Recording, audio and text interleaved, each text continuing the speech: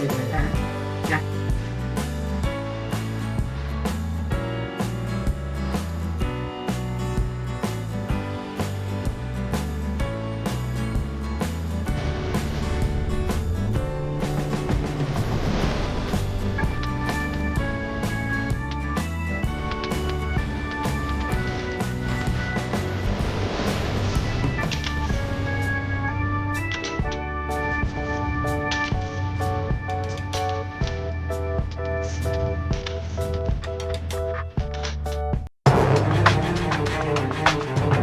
दिखाने वाले हैं महाराजा छत्रसाल की छत्री मकबरा, यानी कि महाराजा छत्रसाल का मकबरा भी आप कह सकते हैं। तो हम आपको दिखाएंगे, सामने देखिए महाराजा छत्रसाल का मकबरा है दोस्तों, समाधि है उनकी यहाँ पर बनी हुई है। चलिए हमारे साथ। ये ताला देखिए कितना मजबूत ताला है, इसी ताले से सुरक्षा की जाती है। आइए एक बात बता दें, यहाँ कोई टिकट नहीं लगता है। यहाँ पर जो लोग भी आते हैं, बस यहाँ पे क्या होता है कि नाम रजिस्टर में चढ़ाना होता है, यानी कि अटेंडेंस देनी होती है कि छत्रसाल की छत्री, यानी कि मकबरा भी देखो, छत्री का दूसरा नाम होता है मकबरा, साफ लिखा हुआ है। थोड़ा सा इतिहास संक्षेप में, छत्रसाल की छत्री का निर्माण पेशवा बाजीराव प्रथम ने ईस्वी लिखा हुआ सन 1733 में प्रारंभ कराया। मकबरा जो बना हुआ है वो 4 मंजिला है। भूमि तल और परकोटा का निर्माण पेशवा बाजीराव के काल में हुआ था। ऊपर का जो भाग है, जो ऊपरी हिस्सा है, आप दिखा रहे कैमरे में, जो सायगढ़ के राजा थे बखत बली, उन्होंने इसको बनवाया। ये जो मकबरा है महाराजा छत्रसाल का, आज भी ये पूर्ण नहीं है, आज भी अधूरा है दोस्तों। लेकिन सरकार के द्वारा ऐसा प्रयास किया जा रहा है इसे पूरा करवाने का, क्योंकि महाराजा छत्रसाल की जो समाधि का जो कार्य शुरू किया गया था बाजीराव के द्वारा, लेकिन नहीं बन सका, अधूरा रह गया, उसको पूरा कराया जा रहा है। इसमें 8 कोण हैं और द्वार जो है वो मेहराबदार, मेहराब समझ सकते हैं, ये खुले द्वार हुआ करते थे। छत्रसाल की जितनी भी धरोहर आपको देखने मिलेंगी वो गुम्मदों की तरह से देखने को मिले, यानी कि गुम्मद की तरीके से बनाई गई हैं। जितने भी महाराजा छत्रसाल की धरोहर है मैं आपको दिखा रहा हूँ, ये मऊसानिया में है। मऊसानिया एक गांव है, उसी के पास में ये बनी हुई है धरोहर है। ये जो जीने हैं उसको एक 90 एंगल पर उसको मोड़ दिया गया है। ये देखिए 90 एंगल, पहले ऐसे आइए फिर ऐसे आइए। ये जो जीने का निर्माण कराया गया ये 90 एंगल में, यहाँ फिर एक 90 एंगल का मोड़ दिया गया है। देखिए फिर एक 90 अंश पे जीने को समझ सकते हैं। और दूसरी बात, ये जो जीने बनाए गए ये देखिए पत्थरों से बनाए गए हैं, यानी कि एक टाइल बोल सकते हैं, टाइल, पत्थरों की जो टाइल है वो टाइल यहाँ पर बिछाई गई है। उन टाइलों के जरिए से ऊपर पहुंचने तक का मार्ग सुलभ कराया गया है। मेन गेट ये, लेकिन हम सबसे पहले एक स्टेप बाय स्टेप में चलेंगे। पहला तरीका ये होगा, पीछे से दिखा दें, नीचे का पूरा कवर करते हुए स्टेप बाय स्टेप हम ऊपर बढ़ेंगे। तो आइए पहले आप पूरा पीछे से देख लें। ये जो महाराजा छत्रसाल का जो मकबरा है, जिसे छत्री कहते हैं, बड़े ही खूबसूरत तरीके से बनाई गई है। ये यहाँ से दिखा दें कितने भव्य तरीके से इसको बनाया गया है। और बनाते वक्त इस चीज़ का बहुत ध्यान रखा गया है कि इसमें जो पत्थरों का यूज किया गया है और साथ ही साथ इसमें चूने का भी इस्तेमाल किया गया है, क्योंकि उस जमाने में सीमेंट बालू सरिया तो हुआ नहीं करता था। ये देखिए यहाँ पर मैं आपको बता दूं कि इस मकबरे में आपको 4 गेट नजर आएंगे, जो पूरा पश्चिम उत्तर दक्षिण चारों दिशाओं में जिनके दरवाजे खुलते हैं। एक गेट आपने वो देखा, एक गेट ये दिखा दे जूम करके, और गेट लकड़ी के हुआ करते थे। बहुत ही वाली बात है दोस्तों कि पत्थरों के सहारे इतनी बड़ी बिल्डिंग को खड़ा कर देना कोई आम काम नहीं है दोस्तों, समझिए। और आज से 800-900 साल पहले की बात है कि तब से आज भी ये वैसा का वैसा ही बना हुआ है। ये बड़ी ही विचित्र और मतलब सोचने वाली बात है। आइए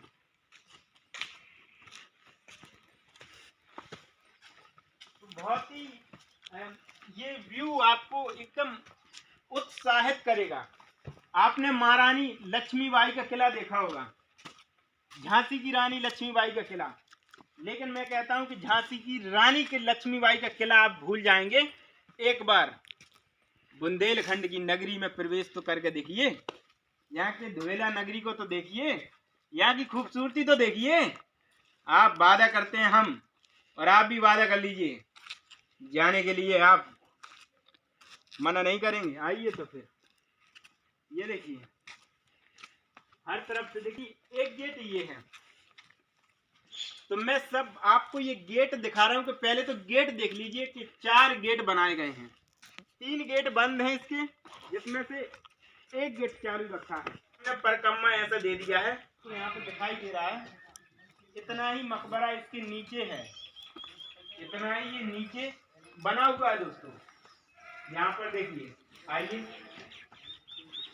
अब ये महाराजा छत्रसाल का जो हमने दिखाया है, ये समाधि में 4 गेट हैं, लेकिन जो गेट खुला रहता है वो ये वाला गेट खुला रहता है। इसका गेट देखिए आप, ये लकड़ी के बड़े बड़े गेट बना दिया जाते थे उस समय। उस जमाने की लकड़ी इतनी मजबूत हुआ करती थी कि चाहे सर्दी बरसात कोई भी सीजन हो, लकड़ी आज भी मजबूत थी, मजबूत है और मजबूत ही रहेगी, क्योंकि ये उस जमाने की लकड़ी है। दरवाजे की डिजाइन ऐसे की जाती थी, देखिए किस तरीके से डिजाइन बनाई जाती थी। लेकिन जो दरवाजे हैं ना, वो दरवाजे एक खास तरीके से बनाए जाते थे। कैसे? हम लोग जो गांव में जो हमारी चौखट बनी होती थी इस तरीके से, तो हम गेट यहाँ पर लगाया करते थे, यहाँ पर गेट लगाया करते थे। इसमें गेट की जो कुंदे निकले हो तो वो गेट के कुंदे ऐसे लगा देते, लेकिन पास में, लेकिन महाराजा जो छत्रसाल का जो गेट हुआ करता था वो यहाँ ना लगा के वो इसके पीछे लगा दिया जाता है। देखिए यहाँ पर एक और एक वहां पे, और उधर जूम करके दिखा, वहां लोहे का कुंदा लगा हुआ है, उस कुंदे में गेट को फंसा दिया जाता था। ये देखिए, और ये जो सांकर है ये बीच से लगाई जाती थी। देखिए महाराजा छत्रसाल का जो मकबरा है कितना ही खूबसूरत तरीके से बनाया गया है। ये मोटी मोटी दीवार है, ये देखिए, ये ऐसा लग रहा है जैसे कोई टैंक हो। आपने बड़ी बड़ी फैक्ट्रियों में देखा होगा, जो बड़ी बड़ी भट्टियां रहती ना, उस भट्टी की तरह ये टैंक लग रहा है महाराजा छत्रसाल का, ये देखिए। लेकिन ये दीवार है उस जमाने की, जो दीवारें बनाई जाती थी आज के समय में चौकोर दीवार बनाई जाती है या आयताकार बनाई जाती है। एंट्री लेंगे आप, इस तरह के दरवाजे आपको मिलेंगे, एक नहीं कई दरवाजे मिलेंगे। देखिए 1 2 3, मतलब एक तरह से खुला आंगन ही है समझिए इसमें, लेकिन एक दरवाजे की डिजाइन दी गई है। ये उस समय की कला है इस तरीके से। और आप देखिए, जूम करके दिखाएं कि इस मकबरे की जो बिल्डिंग है, ये मकबरा है, इसमें आपको ईंट देखने को मिलेगी। ईंट देखिए, ईंट का निर्माण हो, ये सीमेंट नहीं है, ये चूना है। ये चूने में ईंट को जमाया गया है और जमा के रखा गया है। और ये देखिए, ये उस जमाने की अलमारी हुआ करती थी। ये अलमारी है दोस्तों, जैसे अलमारी आज हम बनाते हैं, ये उस जमाने की अलमारी हुआ करती थी। और उस जमाने की जो अलमारी हुआ करती थी वो एक गुम्बद की तरह हुआ करती थी। देखो ऊपर गुम्बद बनी हुई है और ऊपर एक भाला लगा हुआ है। देखिए यहाँ पर आइए, तो देखिए महाराजा छत्रसाल के यहाँ पर जो कार अभी भी जो यहाँ से टाइलें निकाली गई हैं महाराजा छत्रसाल की, जब हम ऊपर मकबरे में प्रवेश करे थे तो हमें इस तरह की टाइलें मिली थी जीने में, इस तरह की पत्थर की टाइलें। तो यहाँ पे कुछ लोगों की हरकतों की वजह से कुछ टाइलें यहाँ निकल चुकी हैं, लोगों ने निकाल के फेंक रखी हैं। तो यहाँ पर पुरातत्व विभाग वालों ने संभाल कर रख दी मकबरे में। और यहाँ पर दिखा रहे, ये दिखाएं फांसी, ये जो बनाए जाते थे ये दुश्मनों पर नजर रखने के लिए बनाए जाते थे दोस्तों। यहाँ पर इस जो छेद आपको दिख रहे होंगे, यहाँ से गोले दागे जाते थे, यहाँ से नजर रखी जाती दुश्मनों पर। जैसे ही दुश्मन दिखाई दिया तो यहाँ से फटाक से गोले दाग दिए जाते थे उसके ऊपर।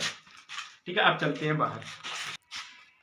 दोस्तों पीछे से भी दिखा दें, देखिए पीछे से कितना खूबसूरत लग रहा है, इतना खूबसूरत, और एक बार जरूर विजिट कीजिएगा। और ये जो पूरा मकबरा है पत्थरों का बनाया गया है और पत्थर ही पत्थर आपको दिखेंगे। तो एक नज़र में आप इसको पूरा देख लेते हैं, फिर हम चलते दूसरी मंजिल और चलते इसकी लास्ट वाली मंजिल पे। आइए, तो इस तरीके से आइए, खास तरह की जो बनावट, जिस तरीके से कलावती का मकबरा बनाया गया है ठीक उसी डिजाइन में, उसी शान शौकत के साथ महाराजा छत्रसाल की भी समाधि बनाएगी। सेम वही स्ट्रक्चर है, ऐसी गुम्बद वहां पे भी बना हुआ था, सेम इसी तरह की डिजाइन, ऐसे ही जीने उसमें भी आपको मिले थे, ऐसे ही आपको वहां पे भी दरवाजे ऊपर जाने के लिए थे, सेम वही आर्किटेक्चर है। इसका मतलब ये हुआ दो जिसमें एक जान। इस चीज का उदाहरण आप दोनों मकबरे को देख के लगा लीजिए। रूह दो थी, मोहब्बत एक थी, प्यार एक था। देखिए ये उसी चीज का गवाह है, उसी चीज की ये गवाही देता है कि मतलब दोनों का प्रेम का जो प्रतीक है वो इस तरीके से बनाया गया है कि अगर आप रानी कमलापति का महल देखते हैं तो सेम वही राजा महाराजा छत्रसाल का भी मकबरा सेम उसी आकृति उसी डिजाइन में बनाया गया है।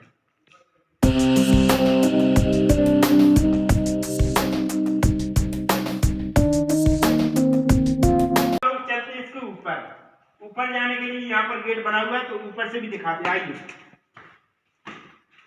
ये जीने हैं और इस तरीके से आते हैं, तो आइए। साल का ये जो मकबरा है आप देखिए, इसमें एक खास तरह के खूंटे आपको मिलेंगे। खूंटे ये देखिए, ये खूंटा है उस जमाने का। उस जमाने में भी लोग खूंटा का मतलब समझते थे कि खूंटा का मतलब कुछ टांगने के लिए बनाया जाता था। ये देखिए खूंटे लगे हुए, यहाँ पर कोई भी वस्तु टांग दी जाती थी, बनाया गया है। यहाँ जब बारिश होती थी, मतलब इस तरीके से बारिश जब अंदर आती थी तो यहाँ से पानी नीचे की ओर निकल जाता था। बेसिक सी बातों का ध्यान रख के इसको बनाया गया। ऊपर देखिए कला, किस तरह की कलाकारी की गई थी। कला का भी शौक महाराजा छत्रसाल का दिखाता है कि महाराजा छत्रसाल कला प्रेमी थे, ठीक है। और ये इधर दिखाएं, ये दिखाएं थोड़ा, ये जो बनाया जाता है महाराजा छत्रसाल का, जब ये मकबरा बनाया गया था तो ये देखिए इस इधर पास दिखाएं, ये जब ये इस तरह के गेट बनाए जाते तो उन गेटों में एक ध्यान रखा जाता था। ये एक मीनार बना दी जाती थी इस तरीके से। ये हनुमान का गदा की तरह ही है एक तरह से, ठीक है। तो यहाँ पे पतला, यहाँ से मोटा है, और एक खास तरह का गुम्बद है। गुम्बद के नीचे भी गुम्बद है, ठीक है। ये गुम्बद है और ये इस तरीके से डिजाइन दी जाती थी, इस तरीके। शायद हम इस तरह की डिजाइन आज नहीं देते अपने गेटों में। कला इसलिए निकाली जाती है कि वो चीज अपने आप में अलग दिखे। उस वाले सामने वहाँ पे भी ऐसे ही बना हुआ है, लेकिन वहाँ हम नहीं पहुँच सकते हैं क्योंकि यहाँ से वहाँ तक जाने के लिए अलग अलग जीने बने हुए हैं। जैसा ही आपको पहले मैंने दिखाया वैसे ही यहाँ पे भी देख लेते हैं। आइए कैमरामैन दिखा दीजिए, तो आइए हमारे साथ, देख लेना किनारे पे बैठा है वो। आप लोग कहते हैं कि उल्लू रात में देख सकता है, दिन में नहीं देख सकता, लेकिन उल्लू हमें दिन में ही दिखाई दिया है। वो कोने में चिपका हुआ है, जूम करके दिखा दें, ये उल्लू है। उल्लू कैसा होता है, मुझे उसकी आंखें नहीं दिख रही हैं दोस्तों, मुझे आंखें नहीं दिख रही हैं, लेकिन ये बताते हैं कि महाराजा छत्रसाल का ये एक वाहक हुआ करता था। वाहक का मतलब आप समझ सकते हैं कि ये संदेशों को भेजा करता था। और महाराजा छत्रसाल का जब यहाँ पर समाधि बनाई गई तो तब से ये उल्लू माना जाता है कि यहीं पर है, और आज भी महाराजा छत्रसाल की समाधि के पास ये रहता है, यहाँ से कहीं नहीं जाता है। इसी के नीचे महाराजा छत्रसाल की समाधि बनी हुई। अब हम आपको दिखाते हैं महाराजा छत्रसाल का छत्री यानी कि मकबरा समाधि, जिसका आपको बेसब्री से इंतजार है, वो सामने बनी हुई है। पीछे दिखा रहे हैं मेन गेट के जैसे सामने बनी हुई है, ये मेन गेट है। और मेन गेट के जैसे ही आप एंट्री करोगे तो सामने ही आपको महाराजा छत्रसाल की समाधि बनी हुई है, सेम वैसे ही जैसे रानी कमलापति।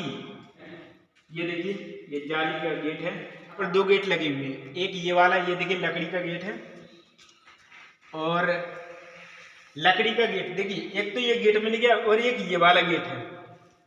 ये लकड़ी का गेट है और इसमें देखिए, इसमें भी देखो फूल निकाले गए। फूल आप समझ सकते हैं ना, ये लोहे के फूल हैं, लोहे के फूल हैं, ये पंखुड़ी है लोहे की, और बीच में कुंदा लगा दिए गए हैं।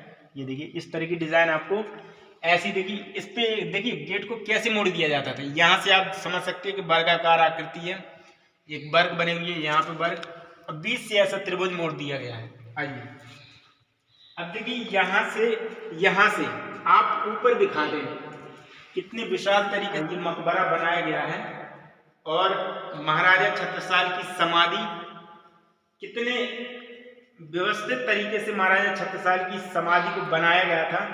लेकिन लोगों के चलते यहाँ पर थोड़ी क्या है अशुद्धता पैदा की जाती है। छत्रसाल की समाधि है। मैं आपको बता दूं कि जो महाराजा छत्रसाल की जब मृत्यु हुई तो जो बाजीराव थे, बाजीराव को यहाँ पर महाराजा छत्रसाल के खून से सने हुए कपड़े मिले, लथपथ एकदम। जब उन्हें पता चला कि महाराजा छत्रसाल के कपड़े हैं, खून से लथपथ हैं, तो उन्होंने महाराजा छत्रसाल की लाश को तलाशा और जैसी लाश उन्हें मिली तो महाराजा छत्रसाल की लाश को यहाँ पर दफनाया और यहाँ पर उनकी समाधि बना दी गई। और ये जो घटना आपको बता रही है ये आज से 400-500 साल पहले की घटना है और तब से आज भी लोग यहाँ पर देखने के लिए आते हैं। ये जो चादर आपको चढ़ी दिखाई दे रही है इस बात का गवाह है कि यहाँ पर ये कोई चादर पुरानी नहीं है। लोग आज भी आते हैं और घूमने के उद्देश्य से तो बहुत लोग आते हैं। गुजरात, मुंबई, कलकत्ता, चेन्नई, गोवा तक के लोग यहाँ पर घूमने के लिए आते हैं, क्योंकि ये बुंदेला जो नगरी है यानी कि जो धवेला नगरी है वो राजा छत्रसाल की नगरी है। पूरा राजा छत्रसाल का पूरा खानदान यहाँ पर बसा हुआ है। मरने के बाद उनकी पूरा खानदान आपको यहाँ पर उनकी यादें मिलेंगी। पूरा परिवार उनका यही कहीं दफन है। ये गुम्बद किस तरीके से बनाई गई थी और इस गुम्बद की एक खास बात ये है दोस्तों कि इस गुम्बद में 4 गेट मिलेंगे, 4 तरह के खुले दरवाजे, मेहराब बोलते हैं जिससे शुद्ध भाषा में बोलते हैं मेहराब। तो ये 4 मेहराब हैं, 1, 2, 3 और ये 4 मेहराब बने हुए हैं। कैसा लगा वीडियो को आपको कमेंट करके बताना। बाकी इतिहास तो आप गूगल पे पढ़ ही लोगे। तो वीडियो अच्छा लगे तो वीडियो को दोस्तों लाइक करना है और शेयर भी करना है, क्योंकि इतनी मेहनत आपके लिए कर रहे हैं तो आप वीडियो देख लेते हो लेकिन सब्सक्राइब नहीं करते हो। ये मेरी आपसे हाथ जोड़कर विनती है, गुजारिश है कि दोस्तों जो व्यक्ति आपके लिए पर डे काम करता है उससे आप सब्सक्राइब कर दिएगा, चाहे मैं हूँ चाहे कोई हो, क्योंकि आप नहीं जानते उसके पीछे की कहानी क्या है, क्या मजबूरी है उसकी। किसी का 2 वक्त का खाना भी उसी से शायद चलना हो, किसी का परिवार बीमार पड़ा हो, कोई पढ़ने के लिए पैसे की दौड़ में यूट्यूब पर आया हो, तो यार उसके पीछे का रीजन कुछ भी हो सकता है। किसी का पिता बीमार है, किसी की माँ बीमार है, तो आप ऐसा ना करें, सब्सक्राइब करें। और आप सब्सक्राइब ऐसे नहीं कर रहे, उसकी मेहनत देख के कर रहे हैं तो कर दीजिएगा।